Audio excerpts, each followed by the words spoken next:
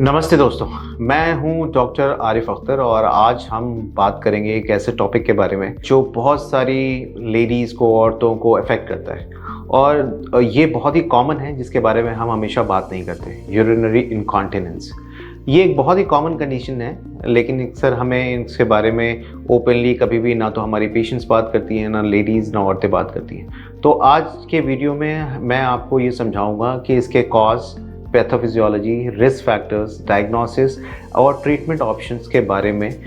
तो आखिर तक इस वीडियो को देखिए क्योंकि ये बहुत ज़्यादा इन्फॉर्मेटिव होने वाला है। क्यों, इसमें एक ऐसे टॉपिक के बारे में मैं बात कर रहा हूँ that is very crucial to the happiness of our female patient, urinary incontinence. So urinary incontinence होता क्या है? यूरिनरी इनकॉन्टिनेंस एक ऐसी चीज़ है जिसमें औरतें हैं, लेडीज़ हैं, इनमें यूरिन को वॉलंटरी कंट्रोल या अनैतिक तरीके से वो उनका यूरिन लीक होना शुरू होता है। ये बहुत ही कॉमन कंडीशंस हैं और अगर मैं ऐसे बात करूं तो अराउंड मिडिल एज ग्रुप में ये दिस अफेक्ट्स ऑलमोस्ट 30 to 40% और जैसे जैसे एज बढ़ती है इसकी परसेंटेज बढ़ने लगती है। इसमें क्या होता है कि जब औरतें अपने ब्लैडर को कंट्रोल नहीं कर पाते, ये प्रॉब्लम सिर्फ फिजिकल नहीं होता बल्कि मेंटली भी बहुत इम्पैक्ट डालता है, स्पेशली अगर आपको स्ट्रेस या एंग्जाइटी या एम्बैरेसमेंट फील होता है। नाउ एक पेशेंट मेरे पास राजस्थान से आई थी जो पिछले 35 साल से डायपर पहनती हैं and she was not having even social life. ये कितने तरीके के होते हैं? तो ये मेनली 3 तरीके के होते हैं जिसको हम बोलते हैं स्ट्रेस यूरिनरी इनकॉन्टिनेंस, अर्ज urinary incontinence and mix type of incontinence. Stress मतलब जब आप हंसते हैं या खांसी या एक्सरसाइज करते हैं और ब्लैडर पे प्रेशर पड़ता है तब यूरिन अपने आप खुद बहुत लीक हो जाता है। ये ज़्यादातर पेल्विक फ्लोर मसल के वीकनेस की वजह से होता है। अर्ज इनकॉन्टिनेंस वो इस तरह का इनकॉन्टिनेंस है इसमें आपको अचानक से ज़ोर से यूरिन पास करने की अर्ज होती है और यूरिन करने के लिए आप बाथरूम तक पहुंच नहीं पाते। इस कंडीशंस को ओवर एक्टिव ब्लैडर भी बहुत सारे लोग कहते हैं। एंड मिक्स्ड इनकॉन्टिनेंस जब स्ट्रेस और अर्ज दोनों की फीलिंग के सिम्टम्स एक साथ होते हैं तो इसे हम मिक्स्ड यूरिनरी इनकॉन्टिनेंस कहते हैं। सो मेनली ये 3 तरह को हम लोग कैटेगराइज करते हैं: stress incontinence, urge incontinence and mixed urinary incontinence. Typically speaking तो mixed urinary incontinence is the most common presentations. आप समझ गए होंगे कि ये बहुत ही important not only medical issues है बट ये सोशल और एक सेल्फ स्टीम से भी रिलेटेड इश्यूज है क्योंकि इन काफ़ी अनकंफर्टेबल हो सकते हैं इसमें हमारे पेशेंट्स। चलिए अब समझते हैं कि ये किन वजहों से होती है या इंपॉर्टेंट रिस्क फैक्टर क्या है। सो अगर हम बात करें यूरिनरी इनकॉन्टिनेंस के लिए तो इसमें मल्टीपल रीजंस होते हैं जिसकी वजह से ये इनकॉन्टिनेंस कुछ फीमेल्स में ये ज़्यादा होता है एज़ कम्पेयर टू अदर्स, और कुछ पेशेंट्स में जनरली हमारे रिस्क फैक्टर्स भी बहुत होते हैं जिनकी वजह से ये almost 30 to 40% of the middle age working females में होता है। यूरिनरी इनकॉन्टिनेंस का मेन कॉज ब्लैडर, यूरेथ्रा और पेल्विक फ्लोर मसल्स के बीच में जो कोऑर्डिनेशन आपस में होता है वो ब्रेक हो जाने से होता है।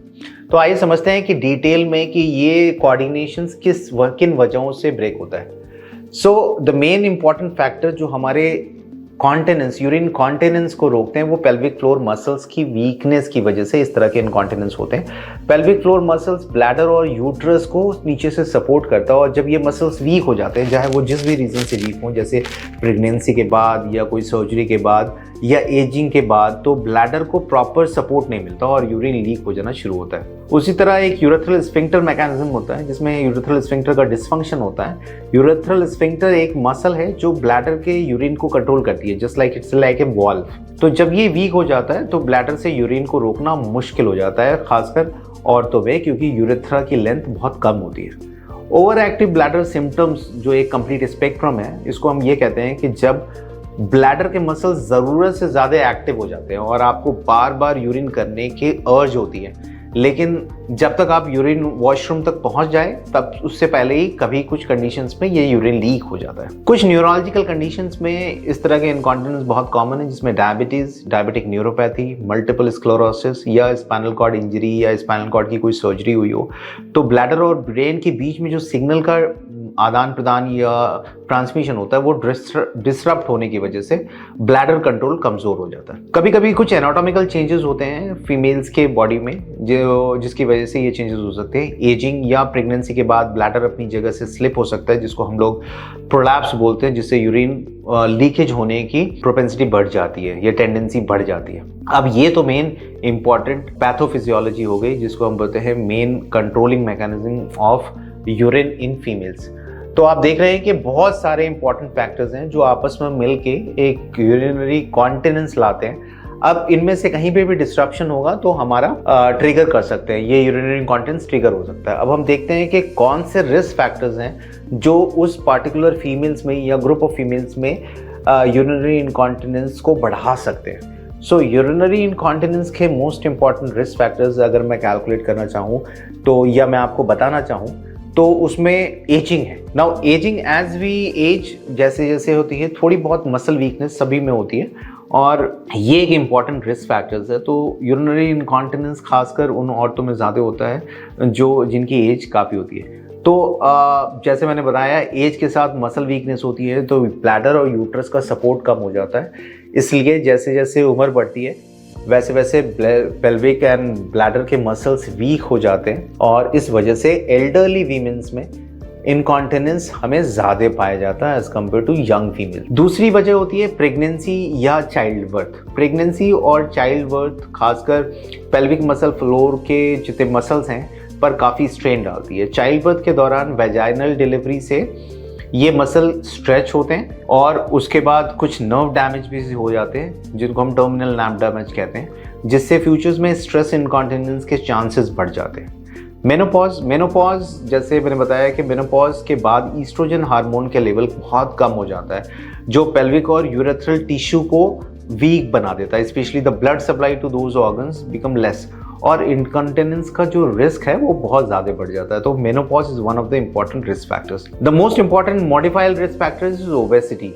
अगर एक्सेसिव वेट है किसी भी पेशेंट्स का, आपका ब्लैडर और पेल्विक फ्लोर पे प्रेशर बहुत पड़ेगा जिससे इनकॉन्टिनेंस के रिस्क ऑलमोस्ट 2 to 3 टाइम्स बढ़ जाते हैं। कुछ ऐसे पेशेंट्स होते हैं जिनमें क्रॉनिक कफ होता है, एजमा सीओपीडी के पेशेंट्स होते हैं या जो लंबे समय तक कॉन्स्टिपेटेड होते हैं जिसमें प्रेशर पेल्विक फ्लोर मसल्स पे ज़्यादा पड़ता है, वो वीक हो जाते हैं तो ब्लैडर का कंट्रोल अफेक्ट होता है। एक इंपॉर्टेंट फैक्टर्स है दैट इज़ वेरी लो और लेस कंट्रीब्यूटिंग फैक्टर्स जो जेनेटिक्स होता है, जैसे कुछ ये इनकॉन्टिनेंस कुछ फैमिली मेम्बर्स में रन करता है, ये again it's a important risk factors. Now, one of the most important, which I always tell to my every patients, is lifestyle factors like smoking, heavy lifting और high impact exercises भी आपके pelvic floor muscle को damage कर सकते हैं. But these are relatively less contributing factors. Just like pelvic floor muscles, उसी तरह बाकी muscles भी strengthen होते हैं. तो ऐसे conditions में incontinence के chances भी बढ़ जाते हैं. तो ये सब रिस्क फैक्टर्स आपको समझने में हेल्प करेगा कि कौन से हैबिट और कौन से कंडीशन से आपको यूरिनरी इनकॉन्टिनेंस के ज़्यादा रिस्क हो सकता है। जैसे एजिंग है मैंने बताया, मेनोपॉज बताया, चाइल्ड बर्थ बताया, ओबेसिटी बताया and of course lifting of the heavy weights या कुछ पेशेंट्स जिनमें क्रॉनिक कॉन्स्टिपेशन हो, बहुत लंबे समय तक वो स्टूल सॉफ्टनर्स ले रहे हो या वेट उनका बहुत ज़्यादा बढ़ गया है जिसकी वजह से लोअर एब्डोमेन पे प्रेशर डेवलप हो रहा है। एज ए यूरोलॉजिस्ट अगर आपको यूरिनरी इनकॉन्टिनेंस के सिम्टम्स डेवलप हो रहे हैं और आप हमारे पास डॉक्टर से कंसल्ट करते हैं तो हमें क्या करना चाहिए एज ए यूरोलॉजिस्ट, हम कैसे इवैल्यूएट करते हैं, आइए समझते हैं इवैल्यूएशंस और डायग्नोसिस के स्टेप।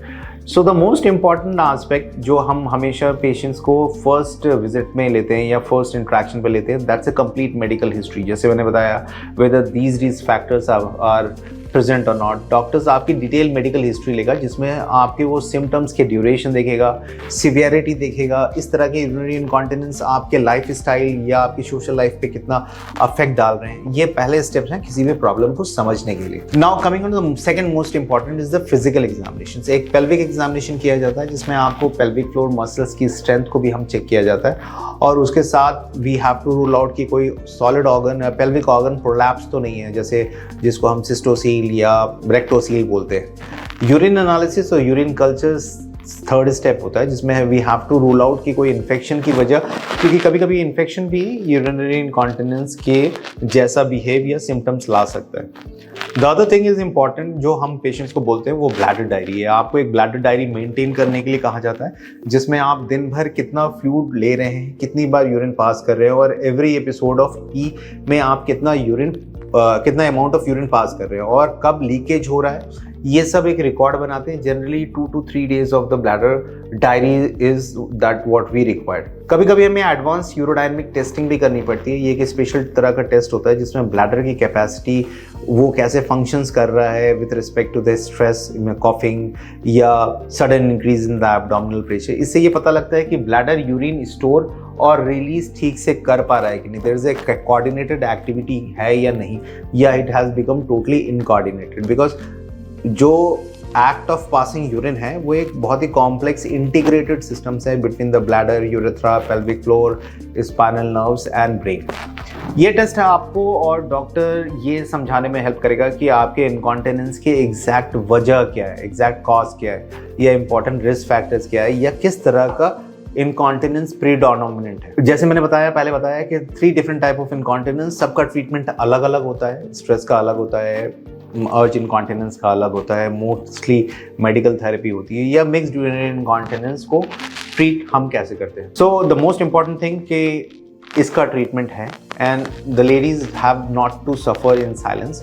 जैसे मैंने बताया कि एक पेशेंट हमारे पास 35 साल से डाइपर पहन के आ रही थी और उनकी कोई सोशल लाइफ नहीं थी, क्योंकि वो डाइपर स्मेल करता था, तो ना तो वो किसी पार्टी में, ना मॉल में, ना फैमिली फंक्शंस में जा सकती थी। तो चलिए देखते हैं कि कौन सा ट्रीटमेंट अवेलेबल है एंड इनकरेज करना चाहिए तो go and consult a urologist. Now the first part of the treatment is conservative treatment, in which हम पेल्विक फ्लोर मसल एक्सरसाइज बताते हैं, Kegels exercise. Pelvic floor muscles को स्ट्रेंथन करने के लिए कीगल एक्सरसाइज बहुत ज़्यादा इफेक्टिव होती है, स्पेशली स्ट्रेस इनकॉन्टिनेंस जिसमें हमारा ब्लैडर का सपोर्ट कम हो जाता है।